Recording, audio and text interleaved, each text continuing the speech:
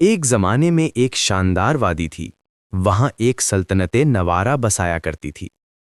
سنگ مرمر کے محل، نیلے پانی کی نہریں اور آسمان کو چھوتے مینار اس سلطنت کی پہچان تھے۔ اور اس سلطنت کی شہزادی تبسم۔ تبسم کی خوبصورتی کا چرچا صرف نوارہ تک نہیں بلکہ آس پاس کی 7 سلطنتوں تک پھیلا ہوا تھا۔ لوگ کہتے تھے، چاند کی نرمی ہو یا سورج کی چمک، تبسم کے سامنے سب پھیکے ہیں۔ اس کے چہرے پر ایسی کشش تھی کہ جو بھی اسے دور سے دیکھ لیتا وہ چند لمحوں کے لیے بولنا بھول جاتا۔ محل کی اردلیاں، باندیاں اور ندیمائیں تک اس کے سامنے سر جھکا کر کھڑی رہتی تھیں۔ کوئی اس کی آنکھوں میں آنکھیں ملا ہی نہیں سکتا تھا۔ تبسم کو اپنے حسن پر فخر ہی نہیں، غرور بھی تھا۔ وہ کہتی، اگر دنیا میں حسن کا کوئی تاج ہے تو وہ صرف اور صرف میرے سر پر ہے۔ کوئی مقابلہ کرے بھی تو کیسے؟ حسن جیتے گا تو تبسم ہی جیتے گی۔ بادشاہ اور ملکہ بھی اس کی تعریفوں میں زمین آسمان ایک کر دیتے تھے، اور تبسم کا غرور ہر دن بڑھتا ہی جاتا تھا۔ ایک دن محل میں ایک عظیم جشن رکھا گیا، جشن حسن۔ 7 سلطنتوں کے قاصد، وزراء، سردار، راجہ، مہاراجے اور ان کی بیٹیاں بھی آ رہی تھیں۔ محل کی ہر باندی، ہر خادمہ پریشان تھی۔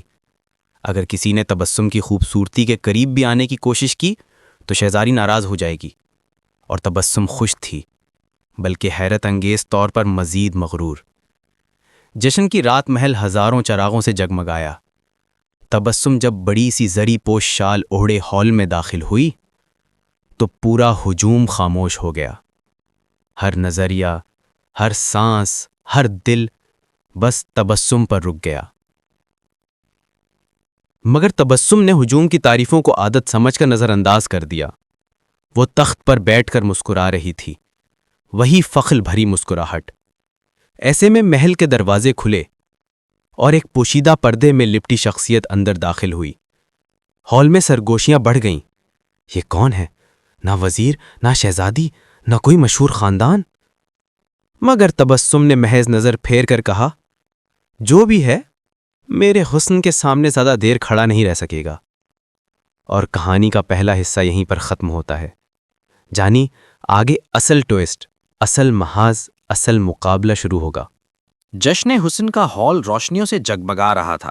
ہر طرف رنگین چراغ، مہکتے پھول اور چاندی کی روشنی محل میں پھیلی ہوئی تھی، مگر سب کی نظریں صرف ایک مقام پر ٹکی تھیں، شہزادی تبسم۔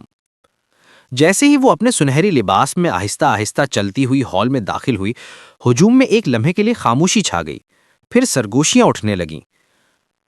اللہ، یہ تو حسن کی تصویر ہے، اتنی حسین جیسے خواب، کوئی اس کی برابری نہیں کر سکتا۔ محل کی ندیمائیں، وزیروں کی بیٹیاں، دور دراز سلطنتوں کی شہزادیاں بھی موجود تھیں، لیکن تبسم کے سامنے سب کی چمک مدھم تھی، کوئی اس کے قریب نہیں پہنچ سکا۔ ایک وقت آیا کہ بادشاہ نے اعلان کیا، آج جو بھی حسن کے اس جشن میں آئے وہ اپنی بیٹی، اپنی شہزادی یا اپنی باندی کو لے آئے، تاکہ دیکھا جائے کہ ہماری تبسم سے زیادہ حسین کوئی ہے یا نہیں۔ ہجوم میں ہلچل مچ گئی۔ پہلے ہال میں شاہ کندھارا کی بیٹی داخل ہوئی، چاندی جیسے کپڑے، مہنگے زیورات، گہرا میک اپ۔ لوگوں نے دیکھا، سارا ہلایا، لیکن جب تبسم کی طرف نظریں اٹھیں تو جیسے ساری خوبصورتی اس کے قدموں میں سمٹ گئی۔ پھر سلطنت برزخ کی شہزادی آئی، چہرہ باریک، آنکھیں بڑی، لباس قیمتی۔ لوگوں نے چند لمحے تعریف کی، مگر تبسم کی نورانی شان کے سامنے وہ بھی چھوٹی پڑ گئی۔ پھر باری آئی ایک عام خاندان کی بیٹی کی، سادہ لباس، سادہ چہرہ، سادہ دل۔ وہ تبسم کے قریب آئی، اور جیسے ہی دونوں سامنے کھڑی ہوئیں، ہال میں موجود ہر شخص کی زبان سے ایک ہی جملہ نکلا، حسن اگر کسی ایک کا دوسرا نام ہے تو وہ تبسم ہے۔ تبسم کی آنکھوں میں غرور، مگر ساتھ ایک جیت کی جھلک تھی۔ وہ جانتی تھی دنیا میں کوئی اس کے حسن کا مقابلہ کرنے والا نہیں۔ اب بادشاہ اور ملکہ دونوں کھڑے ہو گئے۔ ملکہ نے تبسم کے ہاتھ تھام کر اعلان کیا کہ آج کے دن سے تبسم نہ صرف ہماری شہزادی ہے بلکہ سلطنت نوارہ کی حسن کی ملکہ بھی ہے۔ تالیاں گونج اٹھیں، پوری سلطنت خوشی سے جھوم اٹھی۔ ہر باندی، ہر وزیر، ہر شہزادی تبسم کے سامنے سر جھکائے کھڑی تھی۔ تبسم نے مسکرا کر گردن اونچی کی۔ وہ مسکراہٹ ایسی تھی جیسے آسمان کا چاند اپنے جوبن پر ہو، اور یوں جشن حسن میں تبسم کی برتری ثابت ہو گئی۔ دنیا نے مان لیا کہ خوبصورتی کی داستان جہاں ختم ہوتی ہے وہیں سے تبسم کا نام شروع ہوتا ہے۔ پرانے دور کی ایک عظیم دنیا تھی جہاں ایک سے بڑھ کر ایک سلطنتیں آباد تھیں۔ انہی میں سے ایک شان و شوکت والی سلطنت تھی سلطنت زینوارا۔ اس سلطنت کا راجہ ایک ہی نام سے مشہور تھا، راجہ وقار۔ وقار صرف راجہ نہیں تھا، وہ بہادری کا نشان، حکمت کا چراغ اور تیز دماغ کی مثال تھا۔ کہتے تھے کہ جنگ میں وقار کے سامنے دشمن کانپتے ہیں اور مجلس میں اس کی عقل کے سامنے وزراء خاموش ہو جاتے ہیں۔ وقار کا چہرہ جادوئی کشش رکھتا تھا، اونچی پیشانی، تیز آنکھیں، گھنی داڑھی اور شخصیت میں ایک دلیل والی شان۔ سلطنت کی باندیاں بھی آپس میں باتیں کرتے ہوئے کہتی تھیں کہ ہمارے راجہ جیسا حسین کوئی نہیں، اس کی بہادری اور دماغ دونوں بے مثال ہیں۔ ہر شہزادی راجہ وقار سے رشتہ جوڑنے کا خواب رکھتی ہے۔ وقار اپنی سلطنت کو مضبوطی، انصاف اور عقل سے چلا رہا تھا۔ اس کے فیصلے اتنے مضبوط ہوتے کہ دشمن بھی مان جاتے کہ وقار کی عقل کے سامنے بحث کرنا سورج کے سامنے چراغ جلانے جیسا ہے۔ وقار اپنے محل کے سبزہ زار میں بیٹھا تھا۔ ہلکی ہوا اس کے لمبے لباس کو ہلا رہی تھی۔ پاس میں باندیاں تھیں جو اس کی خدمت میں مصروف تھیں۔ ایسے میں اچانک کچھ باندیاں آپس میں سرگوشیاں کرنے لگیں۔ سنا ہے قریبی سلطنت میں ایک شہزادی ہے، تبسم، اتنی حسین کہ اس کے حسن کی مثال نہیں ملتی۔ ہم نے آج تک اتنی خوبصورت لڑکی نہیں دیکھی۔ وقار نے ان کی باتیں نہ سننے کی کوشش کی، مگر لفظ تبسم اس کے کانوں سے ٹکرایا اور وہ چونک گیا۔ وہ پہلی بار کسی شہزادی کے نام سے متاثر ہوا تھا، لیکن اس نے خود کو سنبھالا اور کہا، حسن بہت دیکھے ہیں، اصل حسن کردار کا ہوتا ہے۔ اگر وہ واقعی اتنی حسین ہے تو وقت خود فیصلہ کر دے گا۔ اس رات پہلی بار وقار کے دل میں ایک نرم سا خیال جگا کہ شاید کہیں کوئی ایسی ہستی موجود ہے جو اس کے مقام، اس کے رتبے اور اس کے عزت کی آبرو بن سکے۔ اگلی صبح محل کی باندیاں ایک عجیب جوش میں تھیں۔ وہ سرگوشیاں کرتے ہوئے ہال سے گزر رہی تھیں۔ سنا ہے تبسم کا حسن سورج جیسا ہے۔ لوگ کہتے ہیں تبسم کے سامنے سب شہزادیاں پھیکے رنگ جیسے لگتی ہیں۔ وہ غرور نہیں بلکہ اپنی خوبصورتی میں سچی ہے۔ وقار یہ باتیں سن کر اندر سے سوچ میں پڑ گیا۔ اس کی تیز دماغی نے اسے مجبور کیا کہ وہ حقیقت جاننا چاہے۔ کچھ دیر بعد اس کی سب سے قریبی باندی مہک وقار کے قریب آئی۔ مہک نے آہستہ کہا، راجہ وقار، ہم نے کل تبسم کا جشن سنا ہے۔ پورے علاقے میں صرف اس کا حسن چرچا ہے۔ کہتے ہیں کسی عورت کا حسن اس سے آگے نہیں، حسن کی انتہا وہی ہے۔ وقار چونک گیا۔ یہ وہی بات تھی جس کی گونج کل رات بھی اس نے سنی تھی۔ مہک نے مزید بتایا، آپ کی بہادری کے چرچے جیسے 7 سلطنتوں میں ہوتے ہیں، ویسے ہی تبسم کی خوبصورتی کے۔ لوگ کہتے ہیں اگر حسن دیکھنا ہے تو تبسم کو دیکھو۔ وقار خاموش ہو گیا۔ وہ پہلی بار کسی شہزادی کی خوبصورتی کی وجہ سے خاموشی میں ڈوبا تھا۔ اچانک اس کی دوسری باندی ردما بولی، راجہ جی، تبسم صرف حسین نہیں، وہ حسن کی آخری حد ہے۔ اس کے بعد کوئی اور حسن کی مثال نہیں۔ جیسے آپ بہادری کا آخری نام ہے، ویسے وہ حسن کا آخری نام ہے۔ وقار نے گہرا سانس لیا۔ اس نے پہلی بار دل میں کہا، کیا واقعی کوئی اتنی حسین بھی ہو سکتی ہے کہ دنیا اس کا نام وقار کے سامنے لے؟ باندیاں آپس میں باتیں کرتی رہیں۔ ہمارے راجہ وقار عقل میں بے مثال اور تبسم حسن میں بے مثال۔ اگر یہ 2 عظمتیں ایک دوسرے سے ملیں تو دنیا بدل جائے گی۔ وقار نے صرف اتنا کہا، اگر تقدیر میں ملاقات ہوگی تو میں خود دیکھ لوں گا کہ تبسم کیا ہے. تب تک نام سننے سے زیادہ اہم اس کی حقیقت ہے.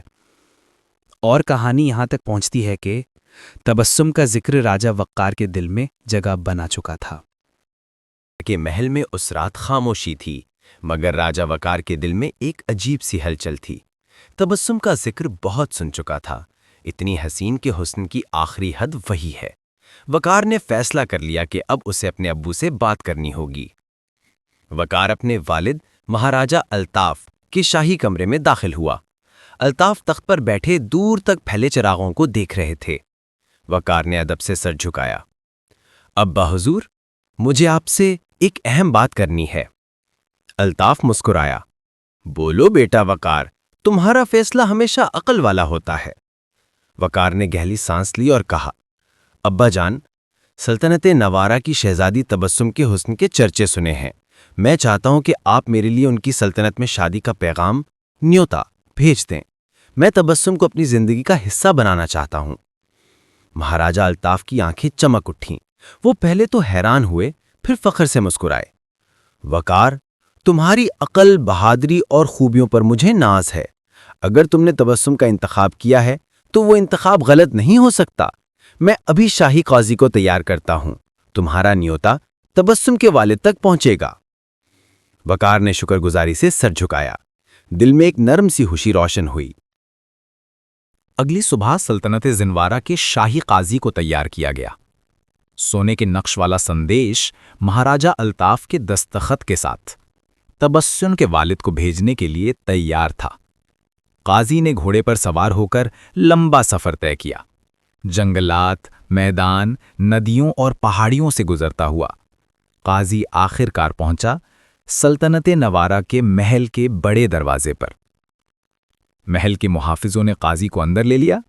تبسم کے والد یعنی مہاراج نسلین سنگھ، نیا بے مثال نام، تخت پر بیٹھے تھے. ایک رعبدار مگر نیک دل بادشاہ. قاضی نے آداب بجا لاتے ہوئے کہا، مہاراج نوارہ، میں سلطنت زنوارہ کے مہاراج الطاف کی طرف سے آپ کو ایک شاہی سندیش لے کر آیا ہوں. مہاراج نسلین سنگھ چونکے. شاہی سندیش؟ کس بات کا؟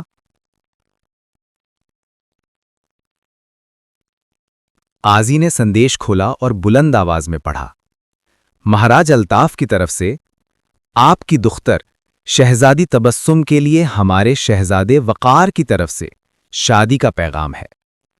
اگر آپ کو اور شہزادی تبسم کو یہ رشتہ پسند ہے تو ہم اس شاہی بندھن کے لیے رضامند ہیں.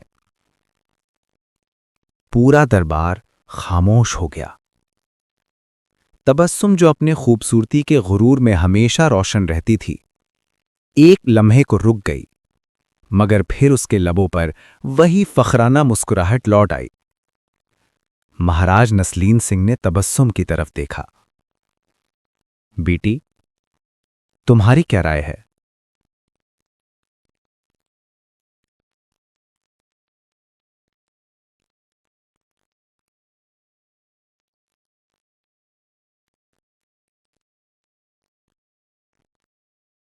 پر کوئی اعتراض نہیں. اگر آپ یہ رشتہ مناسب سمجھتے ہیں تو میں خوش ہوں. مگر اس نے ہلکا سا غرور سے اٹھا ہوا چہرہ سنبھالتے ہوئے کہا، میری خوبصورتی کے سامنے دنیا میں کوئی بھی گھٹنے ٹیک دیتا ہے، چاہے وقار جیسا بہادر سمجھدار راجہ کیوں نہ ہو.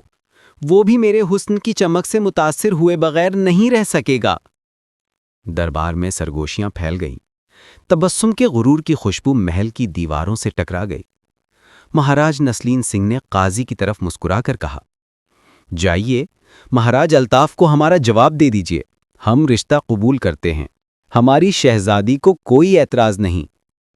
قاضی نے ادب سے سر جھکایا اور واپس